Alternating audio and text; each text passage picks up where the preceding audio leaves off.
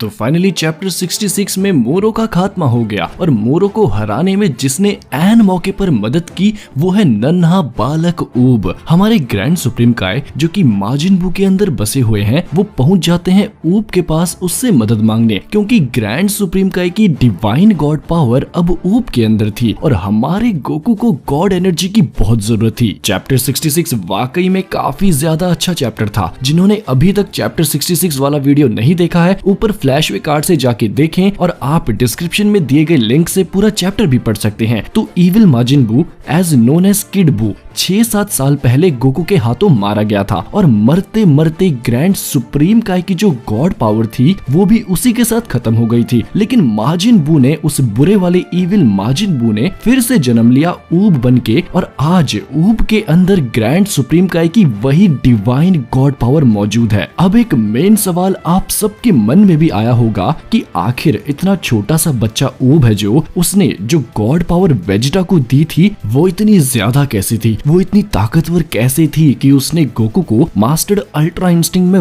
वापस बदलने में हेल्प किया और फिर गोकू ने तो यार मोरो के क्रिस्टल को चकनाचूर कर दिया। ऊब अभी बहुत छोटा बच्चा है और उसकी उम्र भी लगभग 6-7 साल ही होगी और उसने वेजिटा को इतनी ज्यादा गॉड एनर्जी दी और फिर भी ऊब को कोई भी कमजोरी महसूस नहीं हो रही थी। यानी कि जो ये एनर्जी थी, ये जो इतनी भारी भरकम गॉड डिवाइन एनर्जी थी, ये 6 साल के ऊब की फुल एनर्जी भी नहीं थी। लेकिन ये ताकत भी इतनी ज्यादा थी कि वेजिटा हैरान हो गया और इसने गोकू को हेल्प किया वापस से मास्टर्ड अल्ट्रा इंस्टिंक्ट में बदलने पर और फिर मोरो के क्रिस्टल को तोड़ने में गोकू कामयाब भी हो गया। तो यहाँ पर सबसे इंटरेस्टिंग बात मुझे ये लगी कि ऊब आगे जाके अर्थ का सबसे स्ट्रॉन्गेस्ट वॉरियर बन सकता है। 6-7 साल के ऊब को किस्मत से मिली हुई गॉड पावर ने मोरो को हराने में एक अहम भूमिका निभाई है। ऊब जिसकी कहानी अभी शुरू भी नहीं हुई है, उसका पहला अपोनेंट ही मोरो निकला जिसने अल्ट्रा इंस्टिंक्ट गोकू तक को हरा दिया था। आप इमेजिन कर पा रहे हो भाइयों, गोकू के पहले अपोनेंट को याद करो जरा।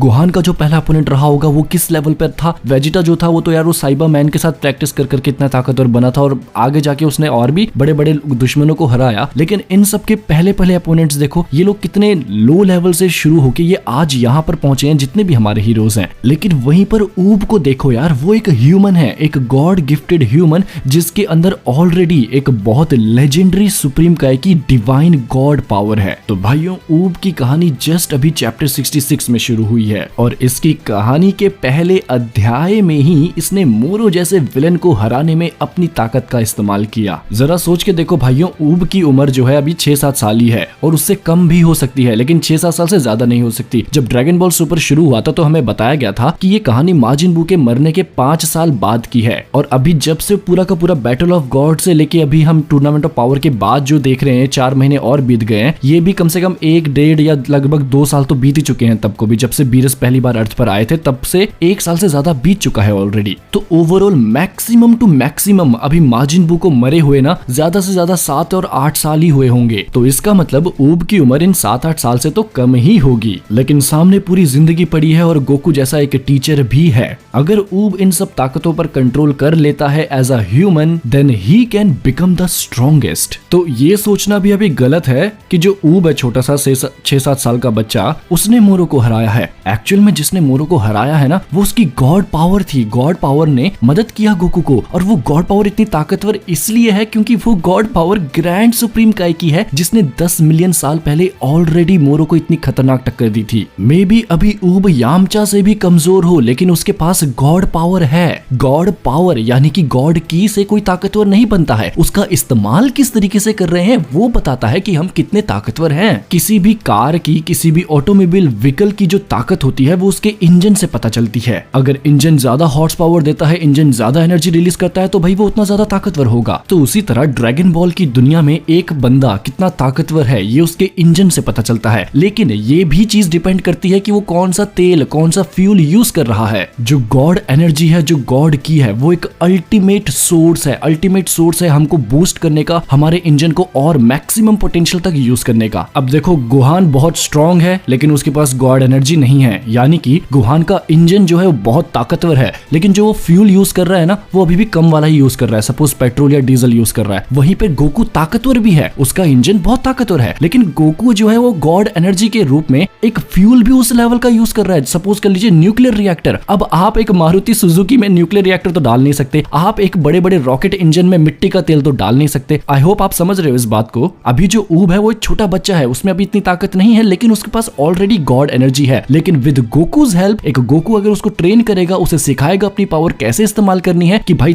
तू अपने इंजन को इस तरह बना सकता है, तू इस तरीके से अपने आप को डेवलप कर सकता है कि जो तेरे अंदर जो फ्यूल है, जो तेरे अंदर जो रिसोर्स है एनर्जी का तेरी, वो तुझे मैक्सिमम पोटेंशियल तक लेके जाएगा। अब जब गोकू मोरो की पकड़ में था तो गोकू का जो फ्यूल था अंदर, इंजन तो बहुत तगड़ा है भाई, इंजन इतना खतरनाक है गोकू का, ताकतवर की पैंस में तो गॉड की बैंड बज जाती है, गॉड्स खड़े हो गए, मोरो की बैंड बज गई, सबके सब लोग हैरान हो गए। लेकिन क्या करें, एन मौके पर मोरो ने सारी एनर्जी चूस ली, सारा का सारा फ्यूल चूस लिया, गॉड एनर्जी बिल्कुल जीरो हो गई। लेकिन तभी कहीं से जो हमारा ऊब है, ऊब जिसका इंजन अभी मारुति सुजुकी जैसा है, छोटा सा इंजन है, लेकिन उसके पास जो तेल है ना वो न्यूक्लियर रिएक्टर के बराबर का है, उस वक्त ऊब ने वो फ्यूल गोकू को दिया। और जैसे ही गोकू के इंजन में उसका जो असली फ्यूल है, जो गॉड लेवल की जो एनर्जी है वो लौटी, भाई उसका इंजन चालू हुआ। फिर तो हमें पता है क्या हुआ, गोकू ने बिल्कुल बैंड बजाई, मोरो की पैंट गिले की, पूरा चकना चूर कर दिया, मिट्टी मिट्टी बना दिया मोरो को। अब मैं आपको बताता हूँ कि जो ऊब की गॉड पावर है ना वो इतनी ज्यादा कैसे थी कि भाई गोकू को इतनी हेल्प मिल गई, इतना बड़ा गोला वेजिटा के हाथ में, वो इस छोटे से बच्चे से कैसे आया, वो इतना क्या था उस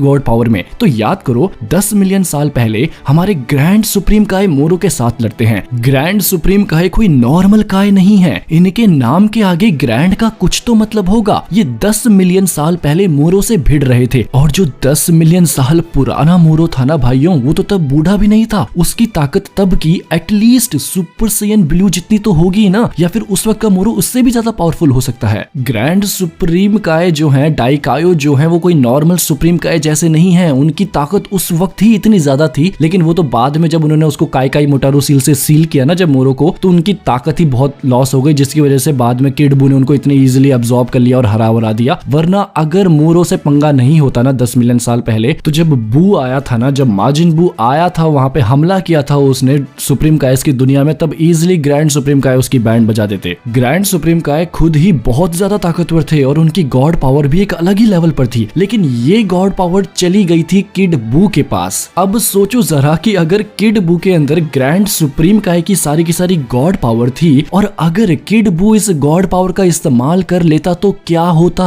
उस वक्त गोकू सुपर सैयन 3 में किड बू से लड़ रहा था। सुपर सैयन 3 क्या है भाई गॉड पावर वाले किड बू के सामने? किड बू के अंदर वो पावर है जिसने मोरो को कभी टक्कर दी थी, और अब सुपर सैयन 3 क्या कर लेगा उस किड बू के सामने। लेकिन जैसा कि हमें पता है, किड बू ने जब अपनी एनर्जी बढ़ाई, जब उसने अपने पावर लेवल अप डाउन किया, तब गोकू, वेजिटा, पिक्कोलो सबके सब उसे सेंस कर पा रहे थे। और अगर वो लोग इसकी एनर्जी को सेंस कर पा रहे थे, दैट मीन्स कि किड बू was still using the normal मॉर्टल की। क्योंकि अगर माजिन बू एक बार भी गॉड एनर्जी का इस्तेमाल करता, उसका यूज करता, तो गोकू, वेजिटा उसको सेंस ही नहीं कर पाते। वो कहते कि भाई ये क्या हो रहा है, मुझे एक अजीब सा फील हो रहा है, कुछ प्रेशर फील हो रहा है हवा में, लेकिन मैं इसे सेंस नहीं कर पा रहा हूँ। जैसा कि पिक्कोलो को पहली बार जब फील हुआ था, जब लॉर्ड भीरस आए थे, कि कुछ तो है लेकिन मैं फील नहीं कर पा रहा हूँ। लेकिन ऐसा कुछ भी नहीं हुआ था, क्योंकि किड बू जानता ही नहीं था यार, मे भी उसे पता ही ना हो कि मेरे अंदर गॉड पावर है भी। वो बच्चे जैसा तो दिमाग था उसका खुद भी, क्या पता उसे मेरे अंदर क्या क्या है, उसमें कुछ उसको पता ही नहीं रहा होगा। मे बी उसे इस्तेमाल करनी ही ना आती हो, अंदर होगी पावर, इस्तेमाल करनी नहीं आती, क्या कर लेगा। बट चलो भाई, किस्मत से किड बू उस वक्त उस गॉड डिवाइन पावर का इस्तेमाल नहीं कर पाया, और आज ऊब के अंदर वही वाली गॉड पावर है जिसने 10 मिलियन साल पहले मोरो का सामना किया था। और आज 10 मिलियन साल बाद ग्रैंड सुप्रीम काय की इसी गॉड पावर ने मोरो को हराने में फिर से मदद की, मोरो को खत्म करने में एक बहुत इंपॉर्टेंट रोल अदा किया इसी गॉड पावर ने। इसे किस्मत कहें या फिर कुदरत का करिश्मा या फिर विधि का विधान, लेकिन मोरो को खत्म ग्रैंड सुप्रीम काय ने ही किया है। जो लड़ाई 10 मिलियन साल पहले अधूरी छूट गई थी, वो आज ऊब की मदद से खत्म हो चुकी है। और मुझे याद है कि मैंने काफी मंथ्स पहले ऐसा ही कहा था कि यार ये लड़ाई ग्रैंड सुप्रीम काय की है, तो उन्हें ही खत्म करना चाहिए इसे। तो ऊब का आखिर में मोरो के खिलाफ एक इम्पोर्टेंट रोल होने को मैं विधि का विधान भी कह सकता हूँ। और जो कि मोरो अब खत्म हो चुका है, तो कुछ नए सवाल भी हम सबके मन में आ रहे हैं, जैसे कि ग्रैंड सुप्रीम काय के साथ क्या होगा। क्या वो अच्छे वाले माजिन बू के अंदर ही रहेंगे या फिर उससे अलग हो जाएंगे? ऊब का फ्यूचर अब आने वाली कहानी में कैसा होगा? इन सब टॉपिक्स के ऊपर हम बहुत जल्द डिस्कशन करेंगे, और मैं चैप्टर 66 की एक अल्टरनेटिव एंडिंग की एक वीडियो लाने वाला हूँ। आई होप आप सबको वो वीडियो बहुत पसंद आएगा। लेकिन फिलहाल के लिए ये वीडियो बताइए आपको कैसा लगा। इस वीडियो में ऊब के पास्ट के बारे में, माजिन बू की कहानी के बारे में और ग्रैंड सुप्रीम काय का जो भी बदला पूरा हुआ है या फिर कहें फाइट पूरी हुई है, इस पूरी डिस्कशन के बारे में आप क्या कहेंगे प्लीज कमेंट्स में जरूर बताना। ये वीडियो पसंद आया हो तो इसे लाइक करें और सब्सक्राइब चैनल को जरूर करना। मैं मिलूंगा आप सबको नेक्स्ट वीडियो में, तब तक के लिए खुदा हाफिज, सादर प्रणाम।